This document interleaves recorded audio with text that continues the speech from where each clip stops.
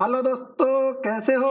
उम्मीद करता हूँ सब लोग ठीक होंगे, अपनी हेल्थ का ख्याल रख रहे होंगे, लॉकडाउन में अपने टाइम का सही से यूटिलाइज कर रहे होंगे, हंस रहे होंगे, मुस्कुरा रहे होंगे और देख रहे होंगे मैकेनिकल ट्यूटर। इसी तरह से अपनी पढ़ाई कंटिन्यू कर रहे होंगे। ठीक है, जैसा कि आप सब जानते हैं, हमारे 2 लेक्चर की सीरीज चल रही है। थर्मोडायनामिक्स सुबह 10 बजे चलता है, स्ट्रेंथ ऑफ मटेरियल सुबह 9 बजे लेक्चर अपलोड होता है। उम्मीद करता हूँ सबको चीजें क्लियर हो रही होंगी, समझ आ रही होंगी। बहुत ही आसान कर दिया है मैंने कंसेप्ट। जैसा कि मैं आप सब लोगों के कमेंट देखता हूँ, लोगों को बहुत सी चीजें ऐसी होती हैं कभी समझ नहीं आई होती हैं, फिर उनको समझ आने लग जाती है लेक्चर देखने के बाद। क्लियर है ना? तो इसी तरह हंसते रहो, मुस्कुराते रहो, देखते रहो मैकेनिकल ट्यूटर। मेरा तो हमेशा यही रहेगा। ठीक है, दूसरी चीज, जो भी स्टूडेंट नया जुड़े हैं आज के चैनल में, आज के वीडियो में, वो एक बार चैनल को सब्सक्राइब कर लें, बेल आइकन को प्रेस कर लें, ताकि आपको भी हर एक वीडियो का लेटेस्ट नोटिफिकेशन मिलता रहे। और अगर लेक्चर के पीडीएफ डाउनलोड करने हैं तो आप टेलीग्राम ग्रुप पे जाके आप लेक्चर के पीडीएफ डाउनलोड कर सकते हैं। इसी नाम से टेलीग्राम ग्रुप है। किसी को नहीं मिल रहा है तो डिस्क्रिप्शन में लिंक दिया हुआ है, वहां से आप डायरेक्टली टेलीग्राम ग्रुप पे जा सकते हैं। लेक्चर वाइज आपको हर एक पीडीएफ मिल जाएगी। ठीक है, इतना क्लियर सबको?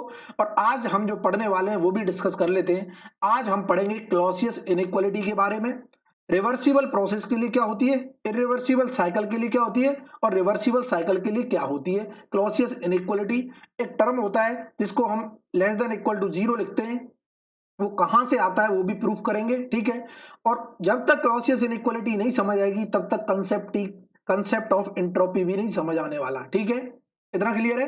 तो एंट्रोपी का कंसेप्ट समझने के लिए क्लॉसियस इनइक्वालिटी को समझना जरूरी होगा। तो आज का लेक्चर बहुत ही इंपॉर्टेंट होने वाला है, क्योंकि जिसने आज का लेक्चर देख लिया उसको एंट्रोपी का कंसेप्ट समझ आने वाला है आगे। जिसने आज का लेक्चर नहीं देखा तो एंट्रोपी समझ नहीं आएगी, वैसे ही नहीं आती है फिर भी नहीं समझ आएगी। बोलो सर ऐसा क्यों बोल रहे हो? क्योंकि ज्यादातर लोगों को प्रॉब्लम एंट्रोपी में ही होता है। जिसको एंट्रोपी में प्रॉब्लम होगा उसे अवेलेबल एनर्जी में तो 100% प्रॉब्लम आने वाला है, क्योंकि ये दोनों टॉपिक एक दूसरे से इंटरलिंक्ड हैं। Even full thermodynamics, complete thermodynamics is interlinked to each other. Clear है ना? इसीलिए कोई भी स्टूडेंट अगर आज के सेशन में नया जुड़ा है तो मैं उससे ये बोलूंगा कि प्लेलिस्ट में जाके लेक्चर 1 से थर्मोडायनामिक्स के ईच एंड एवरी लेक्चर को देखना स्टार्ट करो। आपको चीजें बहुत अच्छे से क्लियर होने लगेंगी। क्लियर है ना? इतना क्लियर है? ठीक है, तो हम देखते हैं क्लॉसियस इनइक्वालिटी के बारे में। क्या होती है क्लॉसियस इनइक्वालिटी? इधर देख लो, क्लॉसियस इनइक्वालिटी।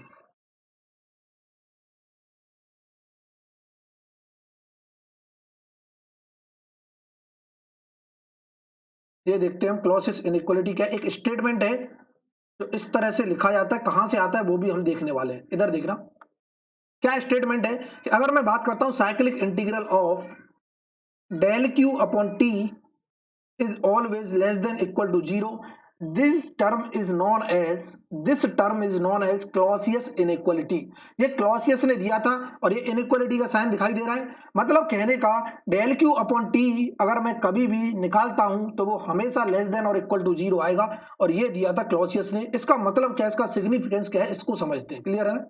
इसके सिग्निफिकेंस को हम समझते हैं। यहाँ डेल क्यू का मतलब क्या है, यहाँ पर डेल क्यू का मतलब क्या है उसे देखते हैं। यहाँ पर जो डेल क्यू की बात हो रही है, ये डेल क्यू का मतलब है हीट इंट्रैक्शन।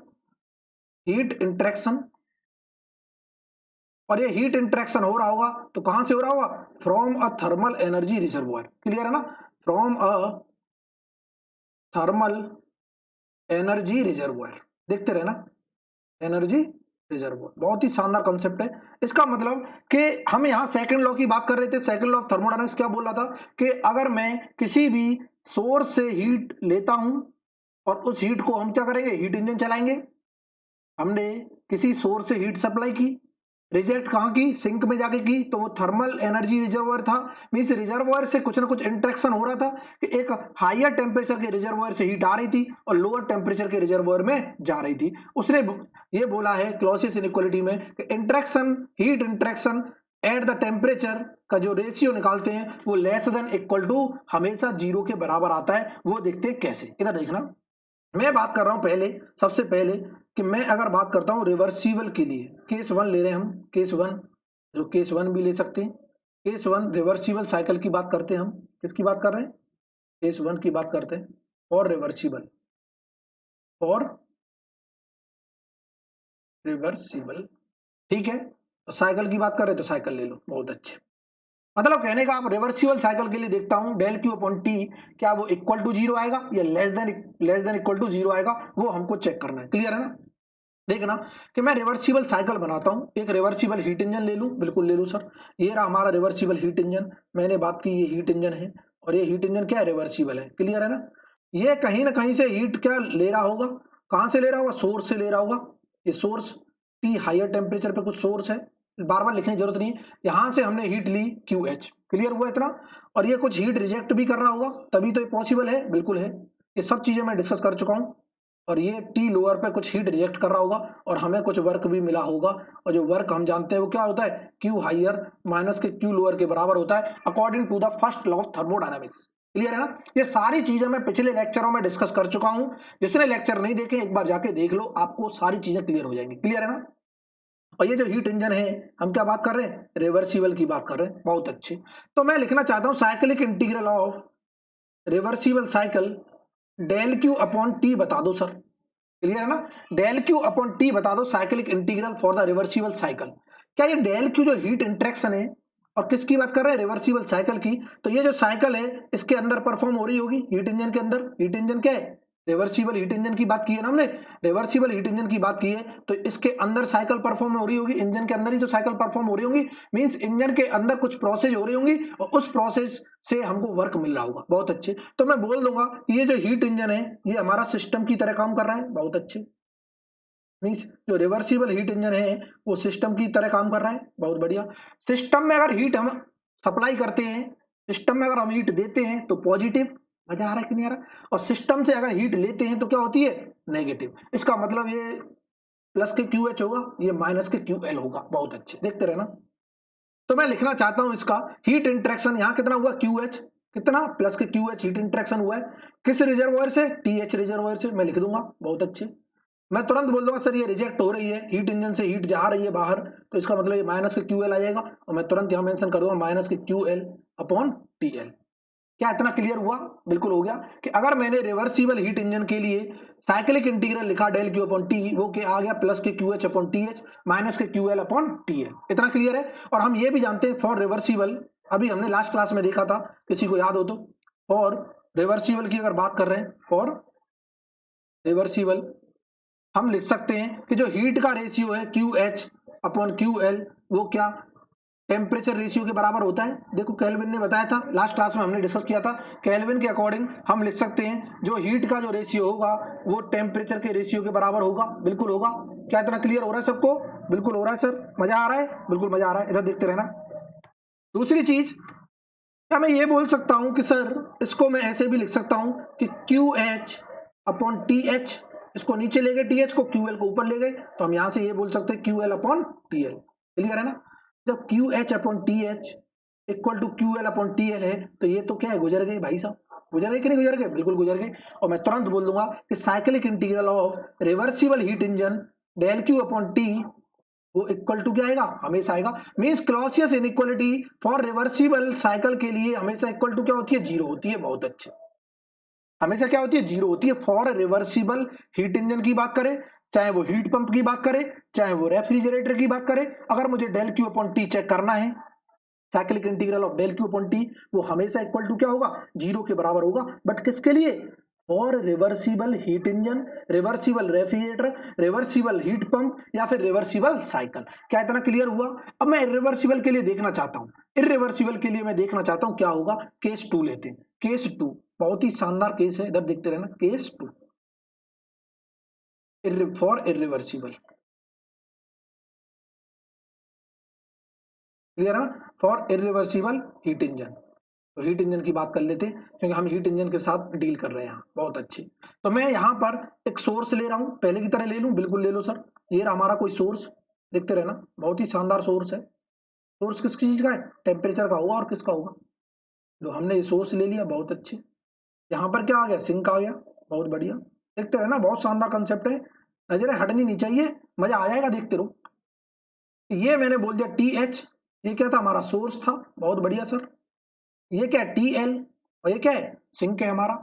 यहां से हीट सप्लाई हो रही होगी, यहां पे रिजेक्ट हो रही होगी। अब मैं क्या ले रहा हूं, हीट इंजन ले रहा हूं। वो हीट इंजन क्या है, इरिवर्सिबल है। तो मैंने इंजन ले लिया कोई हीट इंजन, तो इंजन, इसको नाम दे दिया क्या है, इरिवर्सिबल। क्या इतना क्लियर सबको, ये इरिवर्सिबल हीट इंजन है, बहुत अच्छे। और इस इरिवर्सिबल हीट इंजन में इस सोर्स से मैंने कुछ हीट सप्लाई की, जिसे मैंने QH बोल दिया, बहुत अच्छे। और ये कुछ रिजेक्ट कर रहा होगा, और ये अगर इरिवर्सिबल है तो Q जो रिजेक्शन हो रहा होगा, मैं तुरंत बोल दूंगा Q लोअर टेम्परेचर पे क्या आ रही होगी, इरिवर्सिबल की आ रही होगी। क्लियर है ना। और यहां से हमें कुछ वर्क भी मिल रहा होगा, और वर्क ऑफ क्या होगा, वो इरिवर्सिबल होगा। कितने लोगों को ये चीज क्लियर है, बोले सर इसमें क्लियर के लिए क्या है, ये तो क्या इरिवर्सिबल हीट इंजन की हमने क्या बता दी, फंक्शन बता दिया कि कुछ हीट ले रहा होगा हायर टेम्परेचर पे, कुछ वर्क करेगा ये इरिवर्सिबल का, और कुछ हीट रिजेक्ट करेगा, बहुत अच्छे।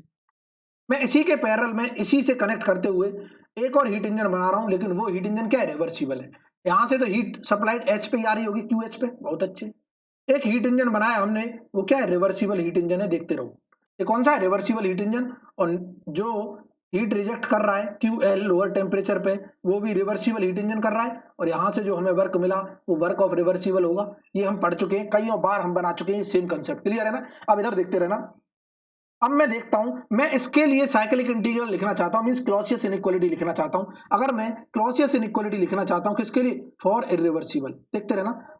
क्लॉसियस इनइक्वालिटी या फिर cyclic integral of irreversible cycle के लिए मैं डेल क्यू अपॉन टी लिखना चाहता हूं। क्या होगा कि ये क्या है, इरिवर्सिबल साइकिल है, तो ये एज अ सिस्टम की तरह काम कर रही होगी, देखते रहना, एज अ सिस्टम की तरह काम कर रही होगी। तो इसमें जो हीट सप्लाई हो रही है, हीट सप्लाई हो रही है, क्या हो रही है, QH हो रही है। इस सिस्टम में देखना जो रेड से मैंने बनाया है, इसमें सप्लाई कितना हो रहा है, हीट QH हो रहा है, रिजेक्ट कितना हो रहा है, QL रिवर्सिबल। तो मैं सप्लाई को प्लस ले लूं, बिल्कुल ले लूं सर, मैं तुरंत लिख दूंगा यहाँ पे प्लस के QH divided by TH, higher temperature से आ रहा है हीट, ठीक है।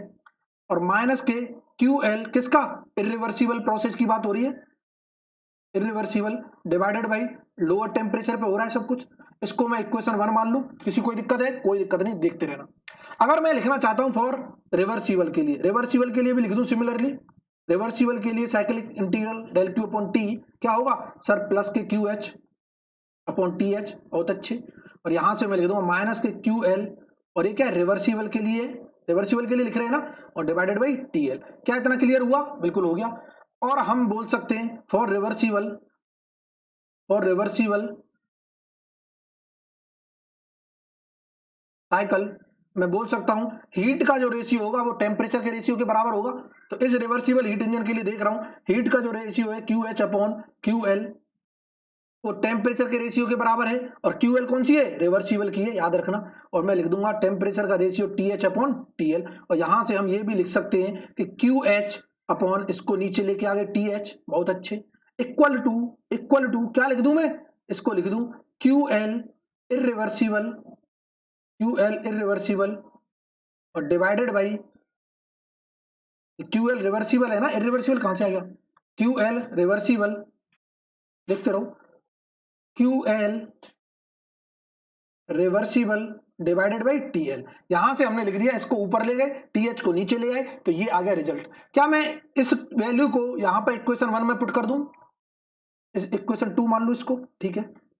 मैं क्या put put equation 2 in equation 1, in equation 1 क्या पुट कर दूं, बिल्कुल कर दो। तो मैं तुरंत लिख दूंगा cyclic integral of irreversible process del Q upon T जो होगा, देखो QH अपॉन TH की जगह मैं ये रिप्लेस कर दूं QL रिवर्सिबल अपॉन TL, बिल्कुल कर दो सर। हमने लिख दिया QL रिवर्सिबल अपॉन TL, लिख दिया कि नहीं लिख दिया, बिल्कुल ठीक है। माइनस के QL इरिवर्सिबल अपॉन TL, ये आ गया। और इस इक्वेशन को मान लेते हैं अब 3। क्या इतना क्लियर हुआ, यहां तक क्लियर हुआ सबको, बहुत ही आसान है, सबको क्लियर हो गया, ठीक है। अब मैं लिखना चाह रहा हूं कि सर हमको यह भी पता है कि ये सोर्स और सिंक दोनों हीट इंजन के लिए, एक रिवर्सिबल है एक इरिवर्सिबल है, दोनों हीट इंजन के लिए सोर्स और सिंक मींस थर्मल रिजर्वॉयर क्या है, सेम है, सेम थर्मल रिजर्वॉयर में काम कर रहे हैं। इसका मतलब हमने लास्ट क्लास में प्रूव किया था कि अगर सेम थर्मल रिजर्वॉयर में दो हीट इंजन काम कर रहे हैं, मींस सेम टेम्परेचर रिजर्वॉयर के लिए दो हीट इंजन काम कर रहे हैं, एक रिवर्सिबल एक इरिवर्सिबल, तो efficiency of reversible heat engine is always greater than efficiency of irreversible heat engine. इतना कितने लोगों को क्लियर है? बिल्कुल क्लियर होगा उम्मीद करता हूं। तो मैं नेक्स्ट स्लाइड में लिख रहा हूं, नेक्स्ट में देखो, नेक्स्ट में क्या लिख रहे हैं,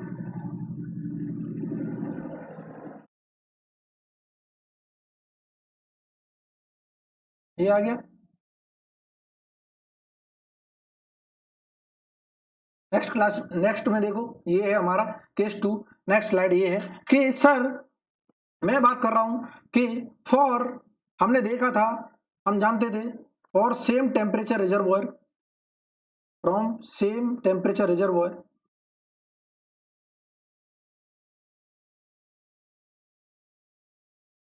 और सेम temperature reservoirs,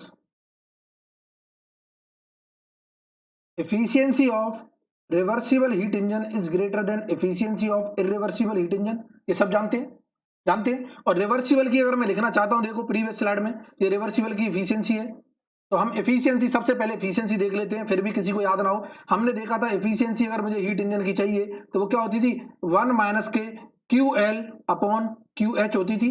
जो हीट रिजेक्ट हो रही है इसको बोल लेते हीट रिजेक्टेड, और ये क्या थी, हीट सप्लाइड, यही थी ना, हीट सप्लाइड। और ये हम जानते हैं ये होती है हमारी efficiency of any heat engine. Clear है ना? तो अगर मैं इसके लिए लिखना चाहता हूं रिवर्सिबल के लिए, तो हीट रिजेक्टेड क्या है रिवर्सिबल के लिए, देखो ये रिवर्सिबल है तो इसके लिए हीट रिजेक्टेड क्या है, क्यू एल रिवर्सिबल, सप्लाई क्या है, क्यू एच है। तो हम लिख देंगे नेक्स्ट करके, यहाँ पर जो वैल्यू आएगी वो आ जाएगी 1 माइनस के क्यू एल रिवर्सिबल का और डिवाइडेड बाई क्यू एच। बहुत अच्छे। इज ग्रेटर देन, इरिवर्सिबल का लिखना चाहता हूं तो 1 माइनस, मैं तुरंत ऐसे ही लिख दूंगा सिमिलरली, क्यू एल इरिवर्सिबल और डिवाइडेड बाई क्यू एच। क्योंकि इरिवर्सिबल हीट इंजन के लिए हीट रिजेक्टेड ये है क्यू एल इरिवर्सिबल, सप्लाई कितना है, क्यू एच है, तो हमने तुरंत लिख दिया। ये क्लियर है ना?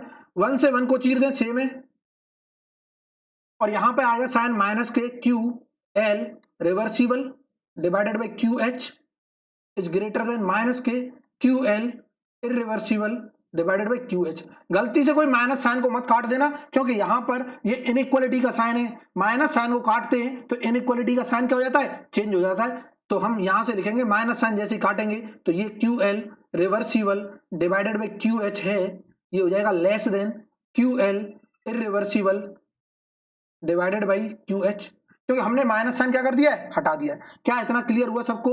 ये हमने माइनस साइन क्या कर दिया है, हटा दिया है। और इस क्यू एच को क्यू एच से काट सकते हैं, तो मैं तुरंत ले दूंगा क्यू एल जो रिवर्सिबल के लिए होगा वो होगा less than Q L of irreversible. इतना कितने लोगों को क्लियर हुआ? इतना कितने लोगों को क्लियर हुआ? और इस इक्वेशन को मैं मान रहा हूं 4, देखते रहना। और अब मैं फ्रॉम इक्वेशन 3 से लिख रहा हूं, यहां पर मैं लेके आ रहा हूं फ्रॉम इक्वेशन 3 से, क्या लेके आ रहा हूं, तो देखते रहना। फ्रॉम इक्वेशन 3 से हम बात करेंगे, ये देखो फ्रॉम इक्वेशन 3, फ्रॉम इक्वेशन 3 मतलब कहने का इसका मतलब क्या है कि जो रिवर्सिबल हीट इंजन में हीट रिजेक्ट हुई थी वो कम हुई है as compare to irreversible heat engine. Clear है ना? तो मैं इक्वेशन 3 को देखता हूं प्रीवियस स्लाइड में जाके, ये रही इक्वेशन 3।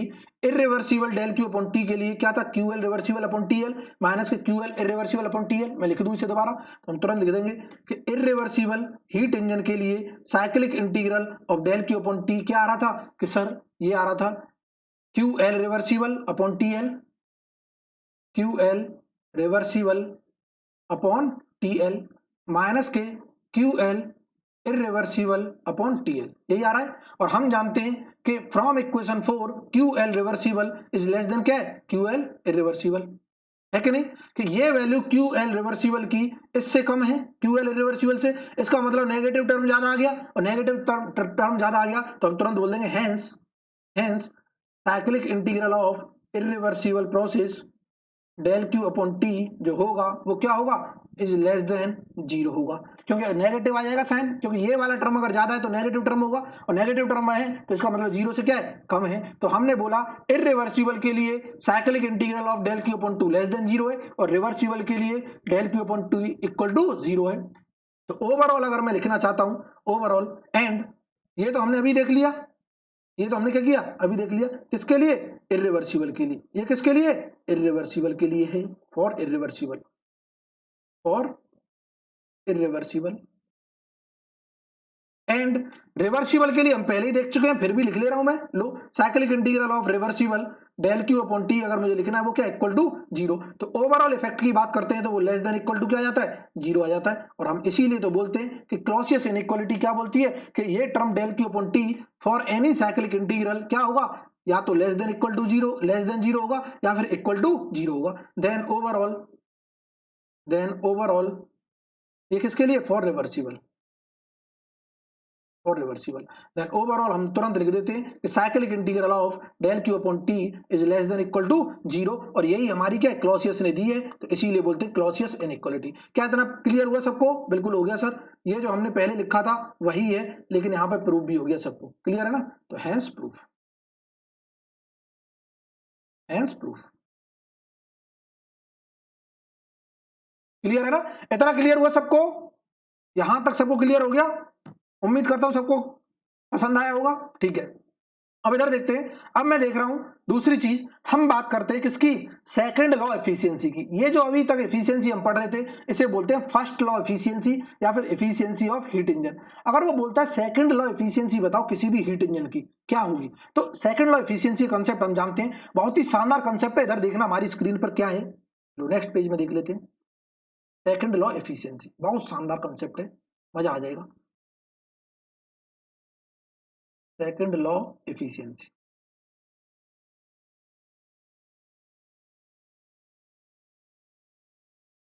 इधर देखो क्या बोलता है सेकंड लॉ एफिशिएंसी, कि फर्स्ट लॉ तो हमें पता चल गया सर, हम डायरेक्टली निकाल लेंगे। सेकंड लॉ का मतलब क्या है, इधर देखना कि अगर मैं एग्जांपल लेके समझा रहा हूं, क्या कर रहा हूं, एग्जांपल लेके समझा रहा हूं, तब ज्यादा अच्छे से समझ आएगा। कि मैंने बोला यहां पर कोई भी मेरे पास रिजर्वोयर है 500 केल्विन का, बहुत अच्छे, ठीक है, और ये यहां से हीट सप्लाई कर रहा है कुछ 20 किलो जूल, 20 नहीं 100 किलो जूल, कुछ हीट सप्लाई कर रहा है क्या, 20 100 kilo joule, 100 kilo joule, clear है। और हमने एक हीट इंजन लगा रखा है, बहुत अच्छे, ठीक है, और हमने बोला ये वर्क हमको सप्लाई कर रहा है, वर्क हमको दे रहा है, कितना वर्क दे रहा है, ये दे रहा है मान लो 19.5 किलो जूल, बहुत अच्छे।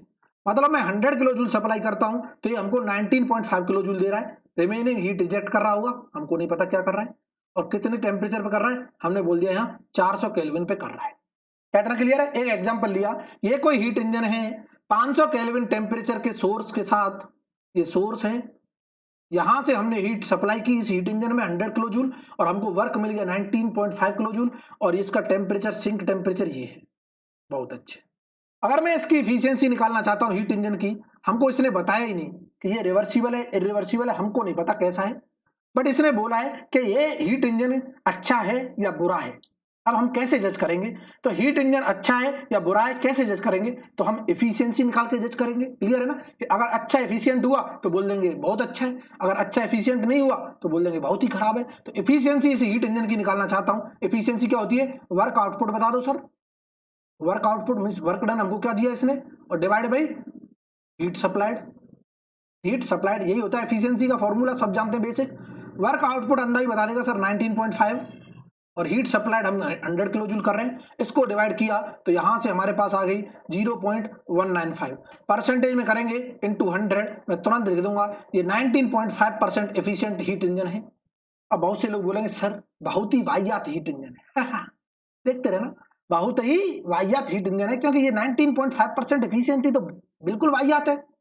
लेकिन यहां पर वाहियात गिरी चेक करनी है तो हमको किसी आइडियल कंडीशन से इसे मैच कराना पड़ेगा।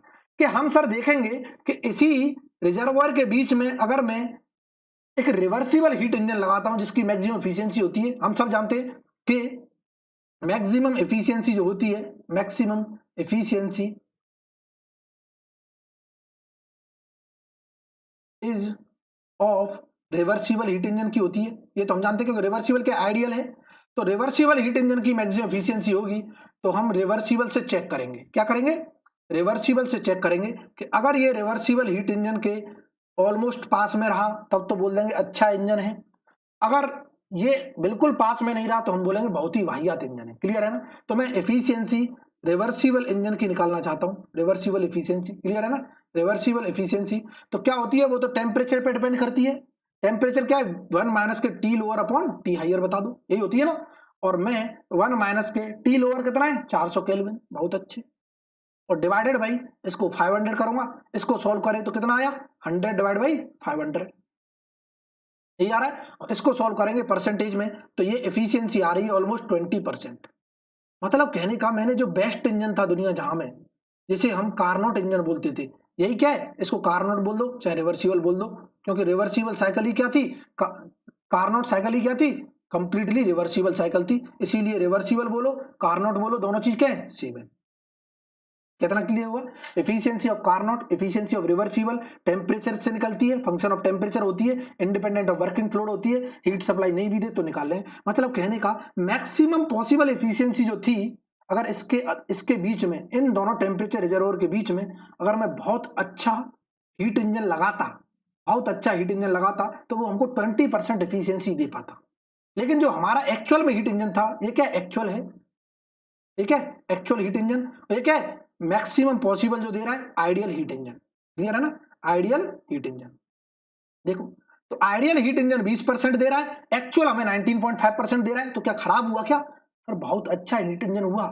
अब प्रॉब्लम क्या आ गई कि हमारे जो टेम्परेचर सोर्स और सिंक हैं, यही हमारे गड़बड़ है कि अगर मैं यहां से हीट ले रहा हूं तो यहां रिजेक्ट में क्या करूंगा, लोअर टेम्परेचर पे करूंगा ना, 400 केल्विन पे अगर मैंने हीट छोड़ दी तो मैंने हीट जो है वेस्ट कर दी ना, तो मैं इससे और लोअर टेम्परेचर पे ले जाऊंगा ताकि हमारी इफिशियंसी इसकी बढ़ जाए, क्लियर है ना। इसीलिए प्रैक्टिकल डिवाइसेज में हम यही करके देखते हैं कि इसको जब हम हीट को रिजेक्ट करें तो लोअर टेम्परेचर पे रिजेक्ट करें, जो सराउंडिंग होता है, सबसे कम टेम्परेचर क्या हुआ सराउंडिंग हुआ।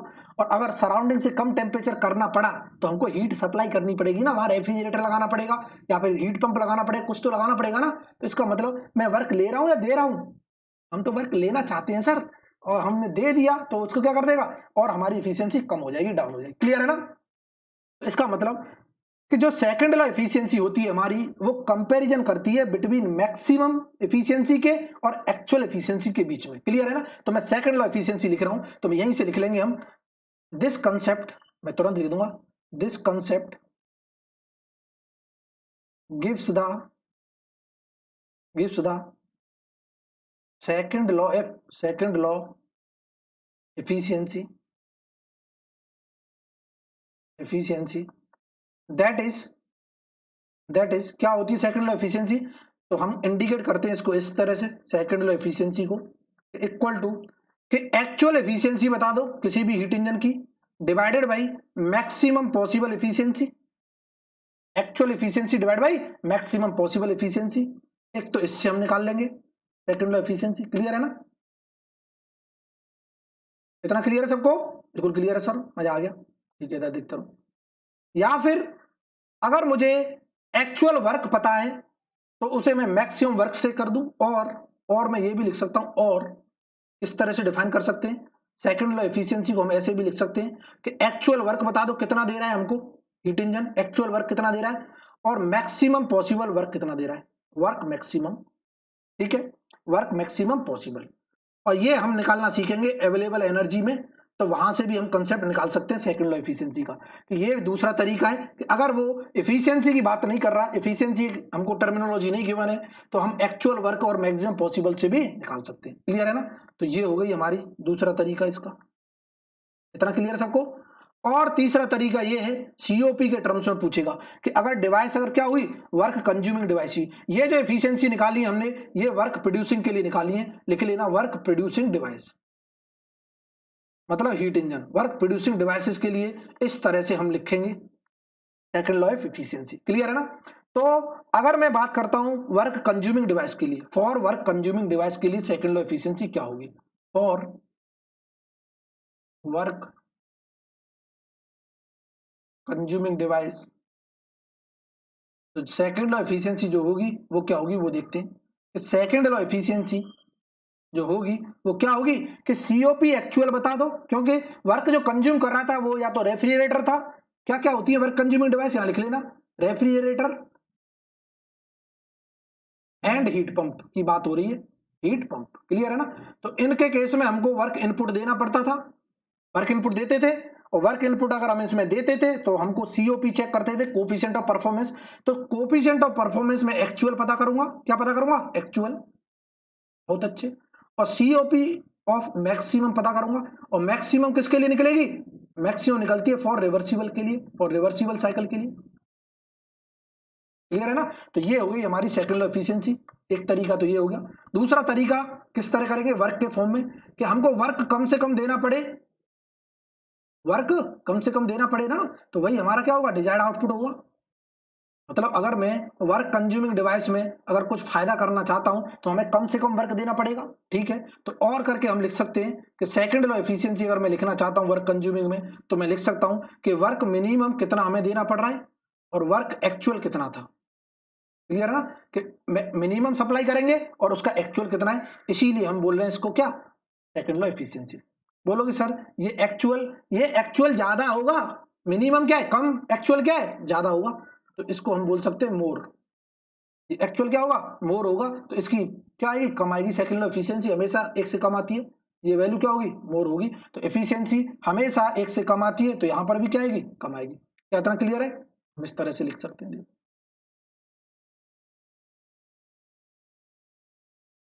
ब्रैकेट कर दो, बहुत अच्छे, क्लियर है ना।